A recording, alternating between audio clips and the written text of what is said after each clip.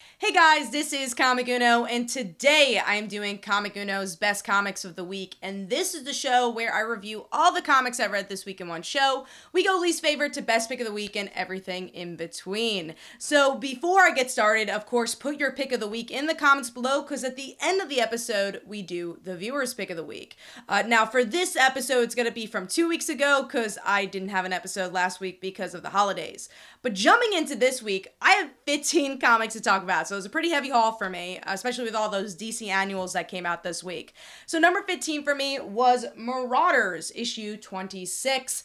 A book that I keep on my pull list because it's the only X-Men book I'm reading and because Kitty's in it. But something that I would say the whole X-Men franchise in general in the last couple of months, especially with Hickman's exit, and I would say speedy exit from the X-Men, has really lost my interest. And I feel like this Krakoa stuff has been prolonged, and nothing that they've been really shooting out has really, again, piqued my interest for the X-Men franchise. And this also kind of just felt like it was spinning its wheels. Not a ton was happening here, and there was maybe some interesting action sequences here, but overall, honestly, a forgettable issue. So I'm going to give that 1.5 stars, and that is number 15. Moving on to number 14, which is Batman Fear State Omega issue 1. Also, speaking of exits of comic books for the same reason, the Substack stuff, we do have James Tynion ending his run on Batman, and I will say this whole arc has felt a bit rushed for me. And honestly, this issue was really a pinnacle of that. They really try to have a lot of characters in this issue. You have Clown Hunter, Poison Ivy, Batman, obviously, Scarecrow, and now all trying to tell the end of their stories. And in the long run, I was never invested in really any of them because they really try to share too much screen time for these issues. Where I'm excited for the next chapter to see where Batman's gonna go, but I am sad that the final chapter, James Tynion's run, was kind of on a simmer. Where obviously his story started out so gigantic and great and really brought more energy to the Batman flagship that we hadn't had in a while. Also, didn't really love the art style for this either. It just wasn't my thing, so it's kind of hard to get into this one. So overall, giving that 1.5 stars, and that is number 14. Moving on to number 13, another Batman annual, and that is Detective Comics Annual Issue 1. And I'm not currently reading Detective Comics. I dropped it, but the reason I got the annual is because I was kind of interested in the new chapter of Detective Comics, where we're going to get to see more of the Bat Family take over. I'm like, okay, love the Bat Family, want to see what this is all about. And it's building towards this Arkham Tower, which also the Omega issue did a little bit as well. This one definitely builds up to a bit more. And then there's the story about this serial killer and how it was connected to Bruce's family.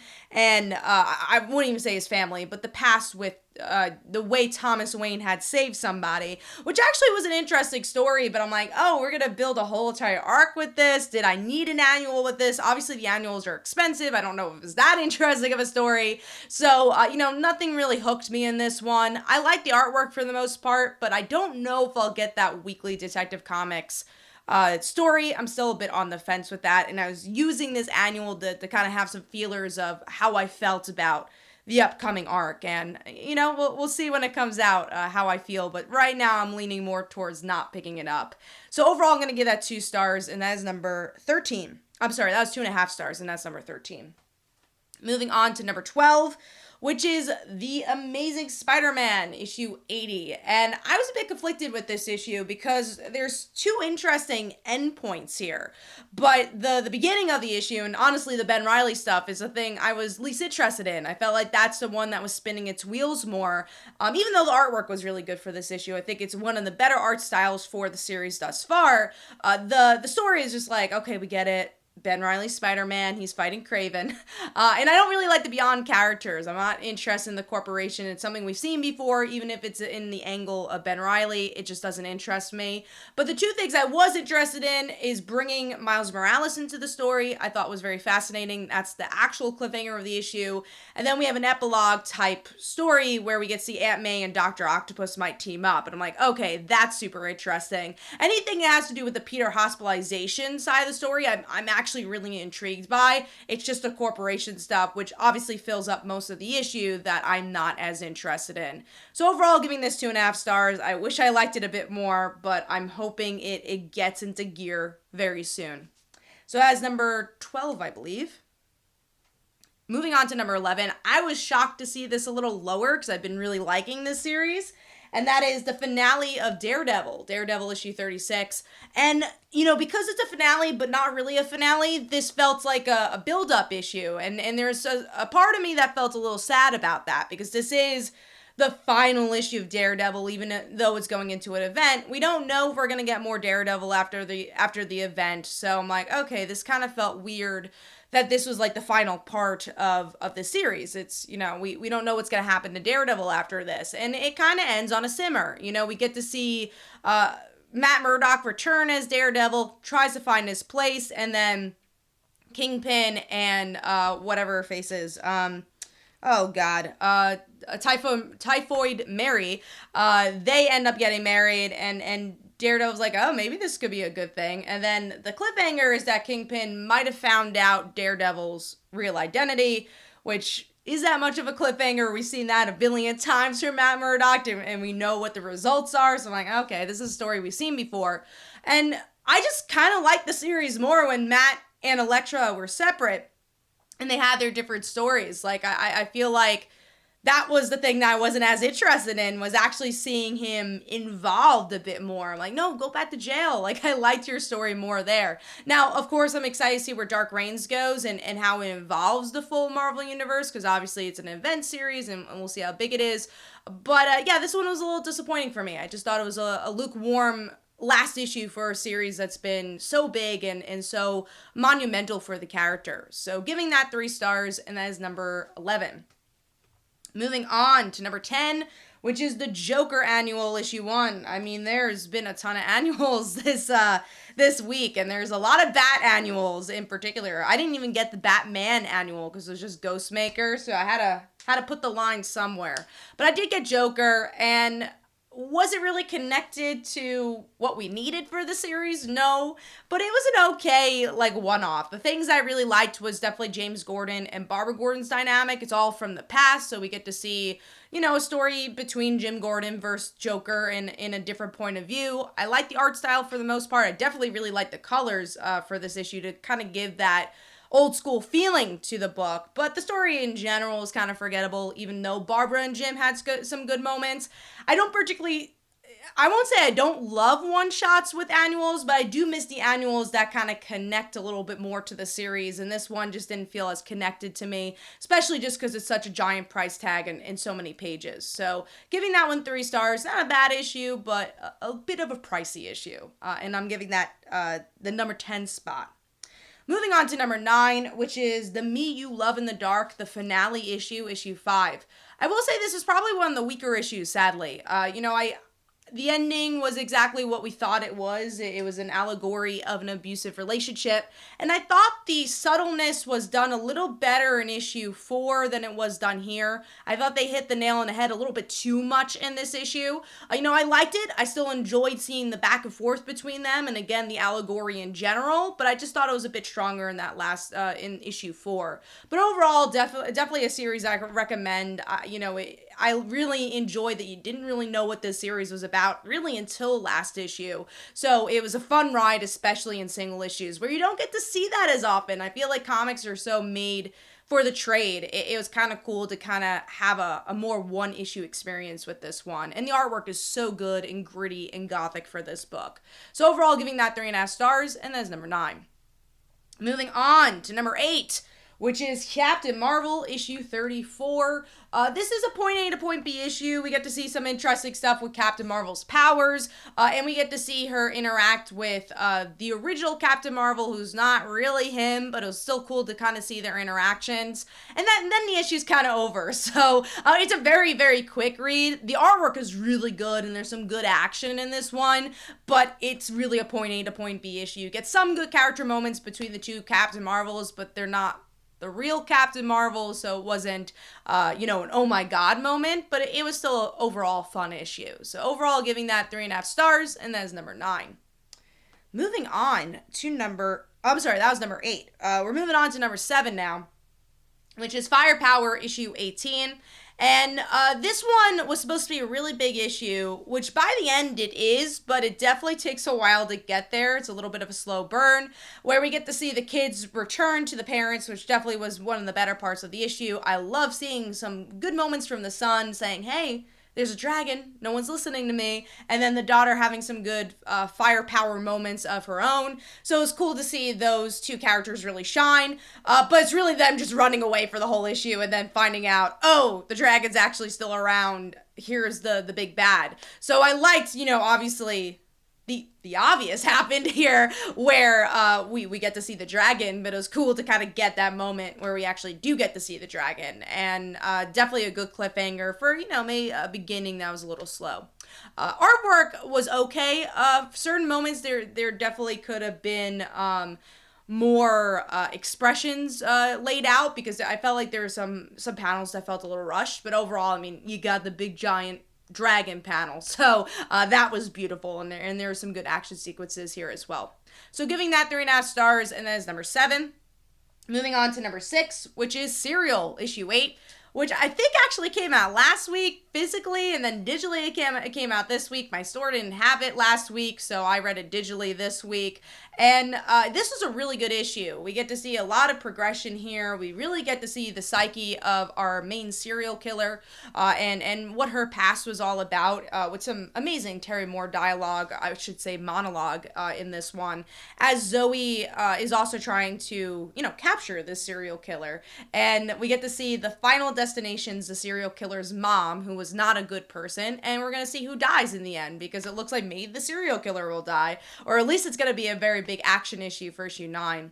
Again, things pick up really well here. I've enjoyed this series. It's been a little slow in parts, but this one really picks up. So overall, giving that 4 stars. Artwork is amazing for this book as always, and a fun series if you enjoy the Terry Moore universe. So like I said, giving that 4 stars, and that is number 6. Moving on to number 5, which is Wonder Girl issue 5. And, this has just been such a fun series. It's the only Wonder Woman series I'm reading, but I really feel like it's a big scope of the Wonder Woman world, especially the Wonder Girls, and especially at the end of this issue, where we get to see Donna Troy return. So I'm like, okay, everyone's here. You have Artemis, right? Whatever the other, I think it's Artemis. Artemis is there. We got Cassie. We now have Donna. And obviously we have Yara kind of just figuring out, okay, what is this world? Who am I? And there's some really good moments with Yara, but I really feel like the shining moment was with Cassie, because she's the one exploring the new tribe. And again, you have the big cliffhanger of Donna with her. But there is a good moment with Yara and Jerry where Jerry dies, and you get to see their connection. You really get to see her humor play a big part in this too, which has been, I think, one of the biggest things to make her so different. I mean, there's a lot of things that make her different, but her voice very different is just how humorous she is, especially for a Wonder Girl character. I just love her outlandish humor here. So overall, there's some really good action sequences, especially with colors and especially with Yara. But I thought it was a pretty well-balanced issue, and I'm just enjoying the ride to see what this whole book is going to bring, and if it's going to be a Wonder Girls book in a way, and not just about Yara, but really about the Wonder Woman mythos, which I feel like not enough books tackle. Or the Wonder Woman family, I should say. So overall, giving that 4 stars, and that is number 5. Moving on to number 4, which is, guess what? The Fantastic Four issue 38. And this one I was really looking forward to. I love She-Hulk, and I wish we had more of her. And I also really like Dan Slott's She-Hulk. He wrote She-Hulk probably like 10, 15 years ago at this point, and I really loved his run on She-Hulk, and this issue is very reminiscent of that run, where, a courtroom issue could be really boring, and it wasn't here. There's a lot of action, there's a lot of great character moments, and there's actually a lot of plot progression too, where we get to see Wizard wants to have his son and return him to custody, and obviously the Fantastic Four are like, no, he's a villain, why would we do that? So the whole issue is like, okay, is Wizard going to get his son, and how is he manipulating the court to show that the Fantastic Four are bad parents? And by the end of the issue, they might lose their own kids. I'm like, okay, this is super interesting. We get to see some action in there as well. I feel like honestly, all the members of the Fantastic Four are able to shine, except maybe Johnny. Johnny doesn't have a big moment here, but especially the parents in this issue are really good. And it looks like they're going to interact with the future Foundation parents in the next issue, which should be super interesting as well to see what their thoughts are going to be. And as a Power Pack fan, I hope we get to see some Power Pack there. So overall, really solid issue. And like I said, just makes a courtroom issue, something that could be super boring, just a well-balanced issue. So giving that 4 stars, and that is number 4. Moving on to number 3, which is the Robin Annual, issue 1. Now, I was speaking on annuals before, saying I feel like there's not enough annuals that kind of do the old school thing where they're really important, right? Where it's like, okay, they're connected to this a big event that's going to end up happening, or they're at least connected to the main story, and they're not just a one-off. And this one does that. It actually is connected to the main series. Now, I'm not saying there's any like big jaw-dropping moments, so if you don't pick up this issue and you read issue 6, you're going to be like, wait, when did that happen? But there's a lot of good moments to kind of learn more about the characters, especially the contestants. So we get to see a section with Ravager. We get a section with Flatline, which was really important. We get a little bit of Respawn in this issue as well, but they're definitely keeping that more of a secret. And by the end, we get to see a tease with Talia and Ra's al Ghul and her bigger role in the Williamson verse, we'll say, because she's going to be a Deathstroke Inc., she's going to be a Batman, and she's going to be in this series, which I'm super excited to see what her role is going to be.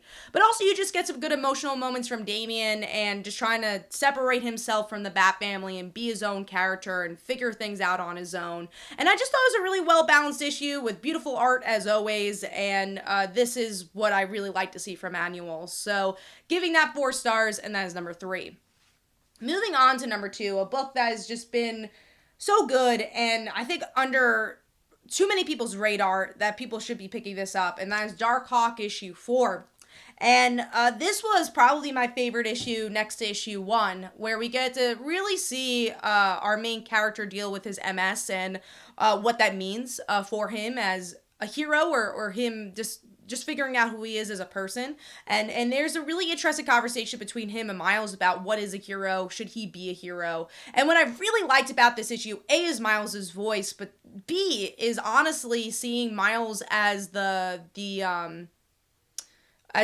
teacher, and seeing Darkhawk as the student. You know, somebody who is a legacy character taking on that role is always really cool to say, hey, Miles has been through a lot and could teach other people as well. So I really love that moment. I think there's some really good moments between the two characters. The action's pretty good in this issue. You get Captain America here as well, and it's just a really well-balanced issue. And I hope we get to see more stories like this. I think this is only a mini-series. I hope we could get more Darkhawk in the future, because I've been really liking this series, and I very much recommend it. So overall, giving that 4 stars, and that is my number 2 pick. Moving on to number 1, it's actually a DC Comics Annual, and that is Nightwing Annual issue 1. And, you know, again, on the flip side of what I was saying about annuals, and I like it being connected to series, I also do like a good one-off story that could really play on its own, and this does that really well, where we get to see it is Nightwing and Jason and their relationship. You know, a relationship you think you would see a lot of, but you don't. You really do get to see Jason with other characters, or usually it's the whole Bat family. It's not just Dick and Jason. So to see their background and how their brotherhood formed, and then get to a moment where Jason could have done something wrong, and then Nightwing's like, no, I believe you. I know it wasn't you. Let's figure out who it was, and then connecting it to his past. And just seeing how Jason has changed as a character was just so strong, and just seeing their brotherhood being the theme of this issue was so good. And I like the artwork. I thought was really solid from the present to the past. And it's just such a well-rounded issue where you're like, oh, this is just a good one-off beginning, middle, and end story that anyone could pick up and be like, okay, cool, that was just a good story. And yes, I do like annuals like that. And I think they're important as well. And this is the highlight of that. I think more books that are one-off should do something special like that and really put theme first as well. So yeah, I enjoyed this one a lot and love Nightwing. If you're not reading Nightwing, do yourself a favor. This is actually a great issue to pick up because it's so new reader friendly to kind of get a gist of what's going on with the style of Nightwing. I wouldn't say the story because it doesn't really tie into the main series in that regard, but it does give you tone tone and exactly what you would get in a Nightwing issue. So go pick up that one. I give that 4 stars, and that is my pick of the week. Of course, in the comments below, let me know your pick of the week because you have a chance to be featured on the episode. So let's get into that actually. And the viewer's pick from 2 weeks ago was Moon Knight, issue 4, and here are some comments about that. Hopefully you guys enjoyed. This is Comic Uno, and I will see you guys in the next one. Bye.